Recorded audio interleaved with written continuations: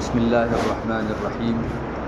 نحمدہ ونصلی علی رسولہ الکریم اما بعد۔ محترم دوستوں اور بزرگوں، گزشتہ مجلس سے میں نے آپ حضرات کے سامنے چھینک کے اور جمائی یعنی بگاسا لینے کے آداب کے سلسلے میں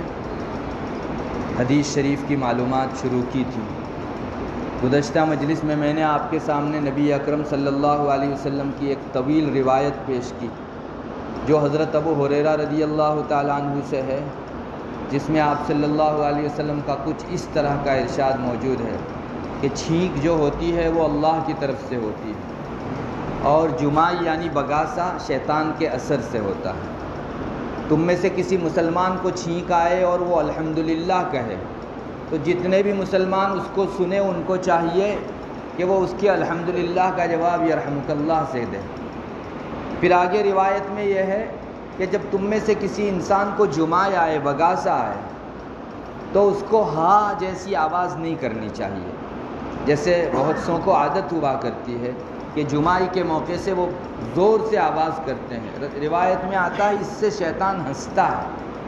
آپ کو معلوم ہونا چاہیے کہ انسان کو اللہ تبارک و تعالیٰ نے تمام مخلوقات میں سب سے بہترین شکل عطا کی ہے، اچھی حیت پر پیدا فرمایا ہے۔ قرآن کریم میں ہمارا رب یہی کہتا ہے لقد خلقنا الانسان فی احسن تقویم،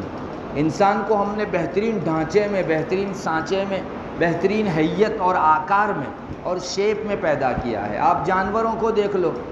مختلف قسم کے جانور الگ الگ شکلوں میں پیدا ہوئے ہیں۔ چنانچہ بھینس ہے، بکری ہے، ان کو دیکھو تو چار پاؤں ان کے اس طرح سے ہے اور چہرہ ایسا ہے۔ انسان کو اس طرح سے رہنے سے اللہ تعالیٰ نے محفوظ رکھا۔ اگر ہماری یہ حیت دی جاتی تو کتنی مشکلات پیش آتی۔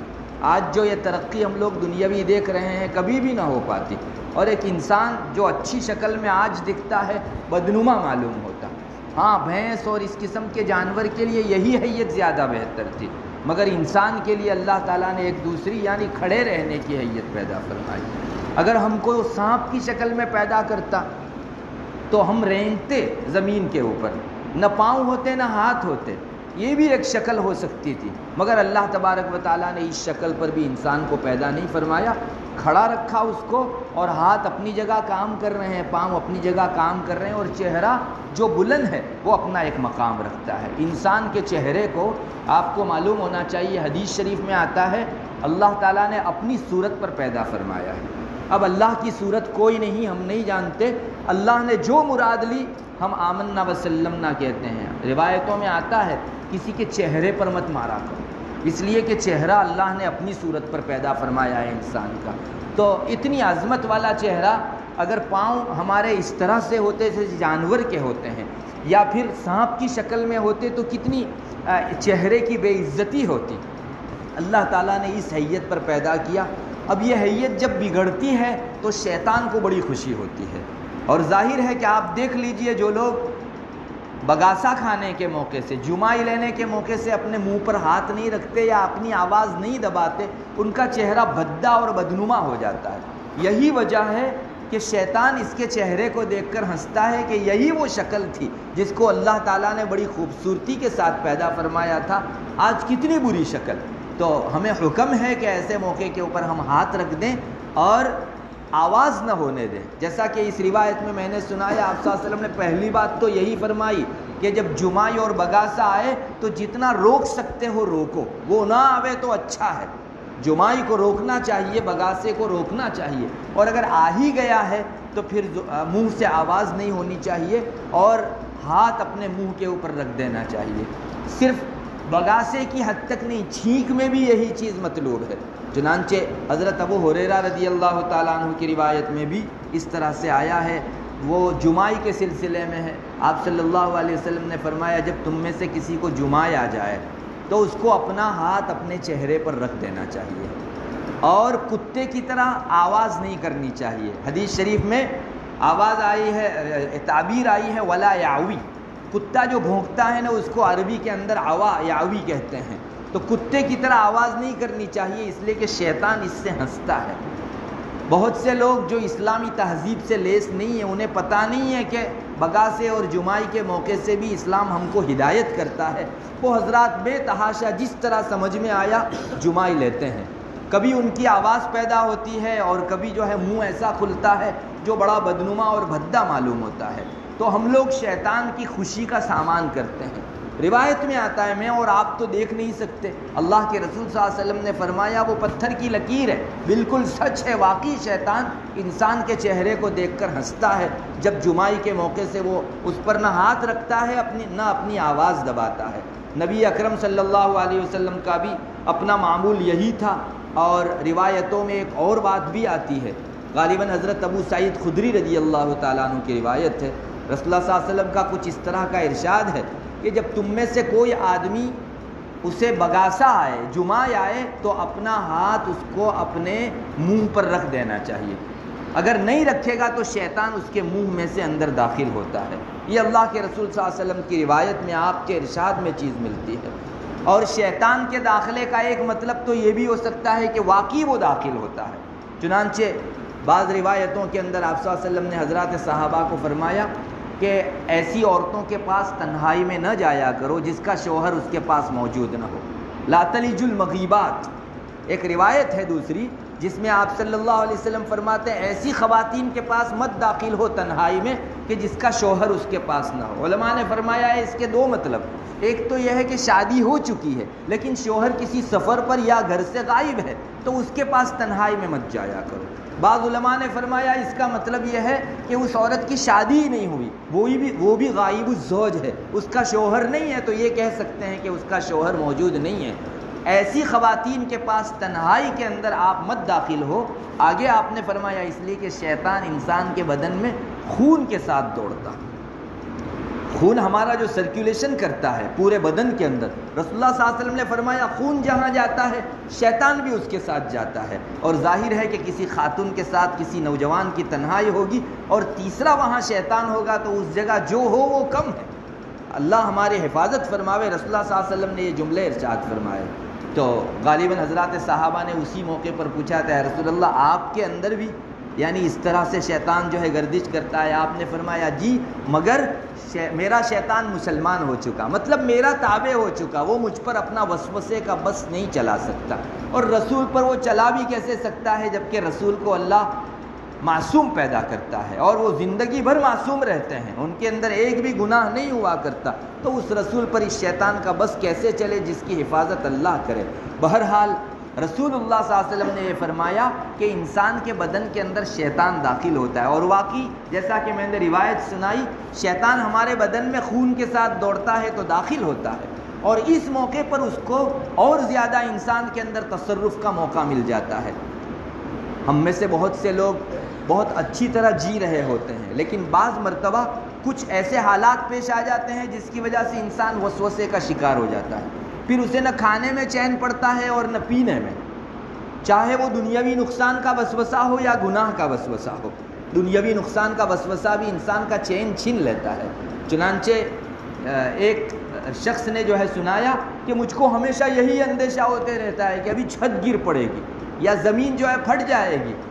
یا کوئی کھمبے کے پاس کھڑا ہوں تو کھمبا مجھ پر آ لگے گا۔ اس طرح کے مسلسل خیالات دنیاوی نقصانات کے ہوتے ہیں، یہ شیطان کی طرف سے ہوتے ہیں، اور انسان کو وہ چھیڑخانی کرتا ہے تاکہ انسان نہ عبادت میں جی لگا سکے، نہ ذکر و اوراد میں جی لگا سکے، نہ اپنے رب سے لو لگا سکے اور نہ آخرت کی فکر کر سکے۔ تو اس کے لیے شیطان دنیا کے مختلف وساوس میں انسان کو مبتلا کر دیتا ہے۔ علماء نے فرمایا کہ رسول اللہ صلی اللہ علیہ وسلم نے یہ جو فرمایا کہ بگاسے کے موقع سے ہاتھ رکھو ورنہ شیطان داخل ہو جائے گا، شیطان داخل ہونے کا مطلب وسوسے کا اثر کرنا ہے، یعنی تم پر اس کو قابو مل جائے گا اور اب تمہارے اندر وسوسہ شروع کر دے گا۔ ایسے کتنے ہی موقع ہیں جس موقع سے رسول اللہ صلی اللہ علیہ وسلم نے فرمایا کہ یہ نہیں ہونا چاہیے ورنہ یہ شیطان کی جگہ ہے، جیسے بیت الخلاء میں داخلے کے موقع سے آپ نے فرمایا۔ ایک روایت جس کا خلاصہ ہے کہ بیت الخلاء شیطان کا باس ہے، جنات کا وہاں باس رہتا ہے، اس لیے تم جب وہاں جاؤ تو اللہ تعالیٰ کی پناہ میں آیا کرو اور وہ دعا پڑھ کے داخل کیا ہوا کرو، اللہم انی اعوذ بک من الخبث والخبائث۔ بعض روایتوں میں آتا ہے جو آدمی بسم اللہ پڑھ کے بیت الخلاء میں جاتا ہے تو اللہ شیطان کی آنکھوں اور انسان کی شرمگاہ کے درمیان میں پردہ ڈال دیتے ہیں، یعنی شیطان اب انسان سے کھیل بھی نہیں سکتا اور نہ ہی انسان کو دیکھ سکتا ہے، اس کی بری نظر سے انسان محفوظ رہتا ہے۔ تو معلوم ہوا کہ بیت الخلاء بھی شیطان کے حاضر ہونے کی اور جنات کے آبادی کی جگہ ہے۔ بعض روایتوں میں آتا ہے کہ پانی کے پاس رات کو مت جایا کرو، جیسا ابن حجر عسقلانی نے یہ روایت ذکر کی ہے، جو پانی ہے، تالاب ہے وغیرہ ہے جہاں پانی کا مجموعہ ہے، رات کو مت جایا کرو، اس لیے کہ اس کے اردا گرد جناتوں کی آمد و رفت بہت رہتی ہے۔ پانی کے آس پاس رات کو جنات کی آمد و رفت بہت رہا کرتی ہے۔ کھانے کے موقع سے آپ صلی اللہ علیہ وسلم نے فرمایا، بہت سی جگہیں آپ نے دکھائی، میں اور آپ تو دیکھ نہیں سکتے تھے کہ شیطان کہاں آتا ہے اور کہاں نہیں آتا، مگر آپ صلی اللہ علیہ وسلم نے ایسی جگہیں انگلی رکھ کر بتائی کہ ان جگہوں کے اوپر شیطان کی آمد بہت ہوتی ہے۔ چنانچہ میں اس سے پہلے روایت آپ کو سنا بھی چکا، ایک مرتبہ رسول اللہ صلی اللہ علیہ وسلم کھانے بیٹھے تھے، ایک بچی اس کا ہاتھ تیزی سے جو ہے کھانے کی طرف آگے بڑھا، آپ نے اس کا ہاتھ پکڑ لیا اور فرمایا کہ شیطان اس کے ہاتھ کے ساتھ ہمارے کھانے میں داخل ہونا چاہتا تھا، پہلے بسم اللہ پڑھو اور تب جا کے ہاتھ آگے بڑھاؤ، ورنہ بسم اللہ نہیں پڑھتے تو کھانے کے اندر شیطان کے اثرات رہتے ہیں، اور یہ جب ہمارے پیٹ میں جاتا ہے تو ظاہری، حسی اور باطنی اور روحانی ہر قسم کی بیماریاں پیدا کرتا ہے۔ اسی روایت میں ہے، پھر تھوڑی دیر ہوئی، ابھی کھانا کھا رہے تھے، ایک شخص ایسے آیا جیسے کوئی دھکا مار رہا ہو، اس کو پیچھے سے کسی نے دھکا مارا اور وہ کھانچے میں سے کھانے لگا، تو آپ نے اس کا ہاتھ بھی پکڑ لیا۔ آپ صلی اللہ علیہ وسلم نے فرمایا کہ میں نے اس کے ہاتھ کے ساتھ شیطان کا ہاتھ بھی پکڑا، اگر میں تم کو دکھا سکتا تو دکھاتا کہ میرے ہاتھ میں صرف اس کا ہاتھ نہیں ہے، شیطان کا بھی ہاتھ ہے۔ چنانچہ بسم اللہ کے بغیر کھاتا تو اس کھانے کے اندر بے برکتی اور نحوست آتی، اور جتنے بھی کھاتے سب کے اندر اس کے وسوسے جاتے۔ تو بہرحال کئی ایک مواقع ہیں جس میں انسان وسوسوں کا شکار ہو جاتا ہے۔ اب یہ کتنا لائٹلی اور نارملی موقع ہے کہ انسان کو بگاسا آیا، اس نے ہاتھ نہیں رکھا تو شیطان چلا گیا، لیکن اس کے اثرات اتنے زیادہ ہیں کہ اب یہ وسوسے کا مستقل شکار ہو سکتا ہے۔ تو کتنا آسان ہوتا ہے، ایک ہاتھ رکھ دینے کی چیز تھی، آواز نہ کرنے کی چیز تھی، اور شیطان کے اثر سے انسان کے محفوظ ہو جانے کی بات تھی۔ بہرحال ان روایتوں میں ہم کو آداب سکھلائے گئے، یہ اسلامی تہذیب کہلاتی ہے۔ ہر قوم کی اپنی تہذیب ہے۔ چھینکنے کے موقع سے آپ ہنود کو دیکھتے ہوں گے، وہ رام رام کرتے ہیں یا پتہ نہیں اللہ بلا کیا بولتے ہیں۔ مسلمانوں کو کہا گیا کہ تمہیں یہ کہنا چاہیے اور یہ کرنا چاہیے۔ ایک اور چیز بھی ہے جمعہ آنے کے موقع سے اور چھینک آنے کے موقع سے، جس کو بعض روایتوں کے اندر ذکر کیا گیا، انسان کو جب جمعہ آئے اور جب چھینک آئے تو ایسے موقع کے اوپر انسان کو اپنے دونوں ہاتھ اپنے چہرے پر رکھ دینے چاہیے، یا کپڑا کوئی چیز ہو تو اس کو انسان کو رکھ دینا چاہیے، اور آواز کم سے کم ہو اس کا اہتمام کرنا چاہیے۔ چنانچہ بعض روایتوں میں آتا ہے، نبی اکرم صلی اللہ علیہ وسلم کی روایت حضرت عبادہ ابن الصامت رضی اللہ تعالیٰ عنہ روایت کرتے ہیں، آپ صلی اللہ علیہ وسلم نے فرمایا جب تم میں سے کسی کو ڈکار آئے یا چھینک آئے تو اسے آواز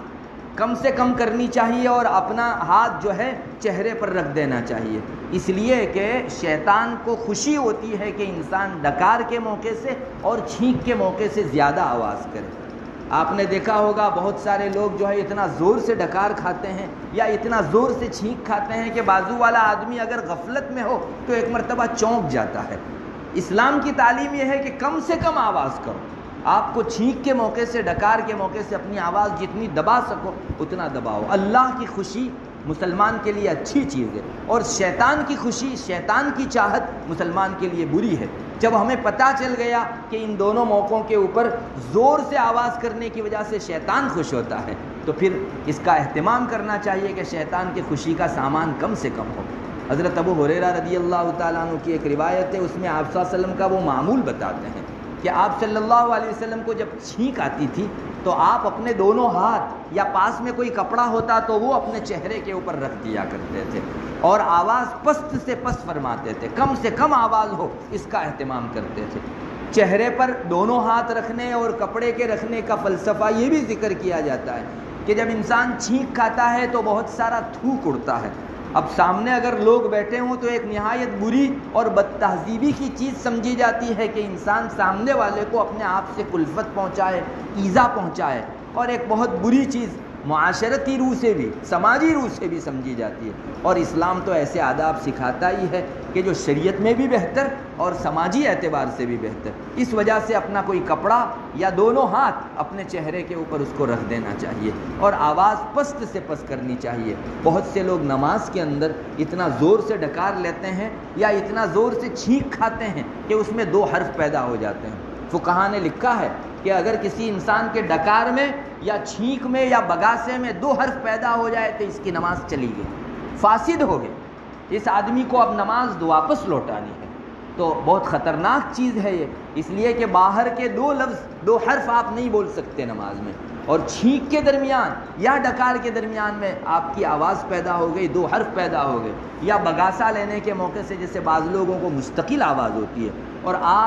2 لفظ ضرور پیدا ہو جاتے ہیں، بلکہ 2 سے زیادہ بھی پیدا ہو جاتے ہیں، تو ایسے موقع پر اس آدمی کی نماز فاسد ہو گئی۔ اب یہ نہیں لوٹاتا اور یہی سمجھتا رہا کہ میری نماز ہو گئی، تو اس آدمی کے ذمے میں اللہ کے یہاں ایک نماز کا ذمہ باقی رہا۔ کل کو اللہ پوچھے گا کہ فجر کی نماز تم نے کیوں نہیں پڑھی تھی؟ اللہ پڑھی تھی، مگر اس آدمی کی نماز تو فاسد ہو چکی، جو اللہ کے یہاں معتبر نہیں ہوگی، اس لیے ادھار کھاتے میں لکھی جاتی ہے۔ اللہ کرے ہم لوگ ان آداب کی رعایت رکھنا سیکھیں۔ اگر باہر کی دنیا میں ہم آواز کو پست کرنے کی محنت کریں گے تو نماز میں کبھی آواز نہیں ہو سکتی۔ اللہ کرے ان احکام کے اوپر مسلمان توجہ دیں، یہ اسلامی تہذیب ہے۔ لوگ اپنی تہذیب کو آج کیسے چمٹے ہوئے ہیں، مسلمان کو بھی اپنی تہذیب میں اپنا اعزاز محسوس کرنا چاہیے۔ وآخر دعوانا الحمدللہ۔ جی بگاسے کے وقت کون سا ہاتھ رکھا ہے، کیسے رکھا ہے؟ بایاں ہاتھ رکھ دے بگاسے کے موقع سے اور اس طرح سے